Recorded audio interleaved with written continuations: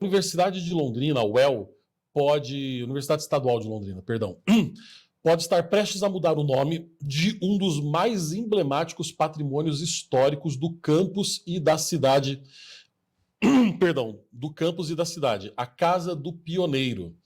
Trata-se de uma edificação de madeira construída em 1946 pela família Gomes, que se localizava originalmente na Rua Goiás, no centro da cidade de Londrina, ali no centro histórico, né, Briguet? Sim. 29 de abril último, a museóloga Gina Esther Isbener, coordenadora do CLCH Cultural, essa casa que vocês estão vendo aí na tela. Aliás, esse tipo de construção de madeira é um tipo de construção típica do interior do Paraná. Inclusive no bairro em que você mora. Inclusive, né? no meu história eu falo isso. No meu bairro, é um dos bairros que ainda preserva o maior número dessas casas típicas paranaenses de madeira, né? Para quem não é daqui de Londrina, vierem para cá, visitem a Vila Brasil, que é um bairro com importância cultural histórica para a cidade.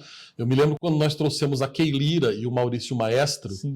né, para vir aqui fazer uma entrevista no BSM, a minha esposa foi buscá-las e deu uma voltinha de carro com eles no bairro, e eles ficaram encantados com as casinhas de madeira. A Kay parou, pediu para fotografar e tudo mais, porque são realmente muito bonitas, assim, é muito aconchegante e é algo muito legítimo, uma expressão cultural muito legítima do pioneiro, né, que chegou aqui nessa região, né? E os nossos pioneiros, como eu comentei na live ontem com o Ivan, né? Londrina é uma coisa fenomenal, né? Porque Londrina é uma espécie de transição entre o sul e o sudeste, né? Nós temos aspectos das duas culturas. Nós recebemos pioneiros, vieram pioneiros do Rio Grande do Sul, da Serra Gaúcha, do Oeste Catarinense, né? Os colonos, né? Mas também vieram colonos do interior de São Paulo, de Minas, do Espírito Santo, do Nordeste. Depois vieram Minas Gerais. de Minas, vieram depois os ucranianos, né? Boa parte dos nossos italianos e japoneses, na verdade, já eram a primeira geração nascida no Brasil, vindos do interior de São Paulo e Minas. Pega a bandeira de Londrina. A bandeira de Londrina tem 4 estrelas. Representa 4 continentes. Os 4 continentes. Vieram em 1938, você tinha aqui 34 etnias vindas de 4 continentes. De 4 continentes. América, Ásia, África e Europa. Outra comunidade expressiva aqui na nossa cidade é a comunidade libanesa, né? Sim. Tanto muçulmana quanto cristã. Sim, né? Então, assim, era um caldo cultural. Que incrível aqui, isso aqui, é único. Londrina realmente é uma coisa única. E assim, pacífico, harmonioso, que resultou numa expansão econômica gigantesca, resultou numa reforma agrária coordenada pela iniciativa privada, feita de uma maneira incrível. A maior reforma agrária coordenada pela iniciativa privada no planeta, no mundo, na história. Não tem algo parecido com o que aconteceu aqui na região. Mas agora eles querem mudar o nome da Casa do Pioneiro. Não pode mais ser pioneiro, né, Briguet? Não pode mais ser pioneiro. E agora, como é que eles querem que chame a Casa do Pioneiro? Querem que chame Casa da Memória. Porque, segundo eles, segundo os proponentes dessa mudança... Meu Deus do céu. Né, inclusive é uma museóloga da UEL, e essa museóloga argumenta que o termo pioneiro é um termo eurocentrado. Está escrito aqui. A justificativa dela é que a invenção do sul do Brasil e do pioneirismo é uma visão eurocêntrica. Exatamente. É uma invenção. Inventaram essa história, essa coisa de pioneirismo aqui. Porque é um termo que se usa muito nos 3 estados aqui no sul, né? Essa coisa dos pioneiros, porque diferente, por exemplo, das capitais do próprio Nordeste, ou de Minas, ou de São Paulo, que são amplamente colonizados e habitados desde o início do descobrimento do Brasil, o sul do Brasil, basicamente, ele só era colonizado, o Paraná na região litorânea e na região de Curitiba, Santa Catarina também na região litorânea, e o Rio Grande do Sul talvez fosse o estado com a presença maior de colonização, mas mesmo assim a Serra, né, ainda era desabitada. Então, nessa virada do século XIX para o século XX, é quando o interior do sul brasileiro começa, de fato, a ser habitado. Por isso que as nossas cidades aqui são tão recentes, né? Nós vamos fazer 90 anos as agora. Cidades do interior do Paraná, de Santa Catarina, terem 90 anos, 80 anos, né?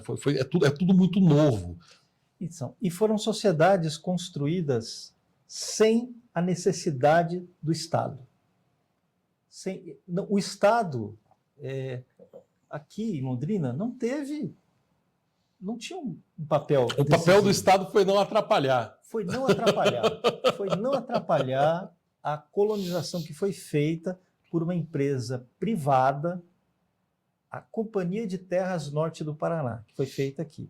E os pioneiros quem são? São essas pessoas que chegaram aqui sem nada. Pessoas que chegavam absolutamente sem nada aqui, no meio da floresta. Como a família Gomes. Como a família Gomes. Chegou aqui em 1939. Eles eram o quê? Paulistas, mineiros? Paulistas, de Lençóis Paulista. Vieram de Lençóis Paulista. Né? O senhor Augusto nasceu em 1898, veio para cá. Era um pequeno agricultor que adquiriu um pequeno lote, que, aliás, todos os lotes eram pequenos. Era o comum. Aqui no comum. Uhum. Era o comum. Adquiriu esse pequeno lote e ganhou a vida assim, como agricultor, um simples agricultor. Construiu a sua casinha, né? Não usurpou a terra de ninguém, não matou ninguém, não perseguiu ninguém, não fez nada de errado, agiu dentro da ordem e da lei, como milhares de pioneiros que construíram a nossa cidade e que estão agora, nos 90 anos de Londrina, sendo lembrados. Então, é preciso, por exemplo, ler o romance Terra Vermelha, do Domingos Pellegrini, para entender o que eram esses pioneiros. Eram pessoas simples, comuns, trabalhadores, Sim. que vieram para essa região, como a sua família, Brás, como seu bisavô, que veio para cá. Né? Ele era... Meu bisavô, ele era italiano, chegou criança no interior de São Paulo, com a família, com os pais também italianos, todos de Codogna, no interiorzão do Vêneto. Família de analfabetos, de agricultores, vieram para colher café na região de Laranjal Paulista. Ficaram cerca de 30 anos em Laranjal Paulista, trabalhando, colhendo café num regime análogo à de escravidão. Análogo à escravidão. E a liberdade financeira deles aconteceu justamente quando a Companhia de Terras do Norte do Paraná, que era uma subsidiária brasileira de uma empresa britânica, da Paraná Plantations, né? Começou a vender, a lotear. Os vendedores, né, iam em Kombis, em Toyota Bandeirantes pelo interior do Brasil, vendendo para os colonos. Né? E era comum que, por exemplo, quem vendia para os japoneses era um funcionário da Companhia de Terras que era japonês, falava japonês. O meu bisavô não sabia falar português, por exemplo. Quem ia lá atender eles era um italiano. Então era vários isso. Tradutores. Vários tradutores. E as eles irmãs do Colégio Mãe de Deus, quando vieram, traduziam para o alemão. Não é? Tinha uma tradutora do alemão. Do alemão, exatamente. Então, esse era o que acontecia. Era assim, o roceiro, o funcionário, o trabalhador rural dos grandes latifúndios do Brasil que estavam em crise na época, tiveram a oportunidade de pagar um preço justo, um preço barato, em um pedacinho de terra no Paraná para recomeçar a vida. E assim foi a história de todo mundo que Isso chegou aqui nos anos 30. Nossa região. É o que construiu a nossa região. Esse projeto da iniciativa privada é que construiu Londrina e região. Exatamente. Entendeu? E a noção de pioneirismo vem daí. Os pioneiros não são os primeiros que chegaram aqui à Terra. É claro que havia populações aqui. Sim, havia os caingangues. Os índios caingangue, havia o pessoal que tinha fazendas aqui, né? Tinha fazendeiros aqui. Ah, sim, Antes, sim, tinham fazendeiros. Os caboclos que habitavam essa região, havia pessoas aqui. E essas pessoas não precisam ser apagadas da história. O que não havia era uma sociedade organizada. Você pode, por que não fazer uma casa em homenagem aos caigangues? Uma casa em homenagem aos fazendeiros que estavam aqui antes, aos caboclos. Nada impede de fazer a própria família real tinha fazenda aqui no norte do Paraná. Agora eu pergunto, por que apagar a noção, o conceito de pioneiro? O que eles estão argumentando, e com base na obra de um professor catarinense. Tá? Olha o título da obra aqui, que foi citada, né? Aí nessa proposta de mudança de nome, foi citada a obra de um professor catarinense. Eu pesquisei, né? E vê aí o que ele fala. Que esse professor... Qual é o título da obra? Leia o título da obra. Do Carlos Eduardo Baum. Um pouquinho para frente aqui. Aqui,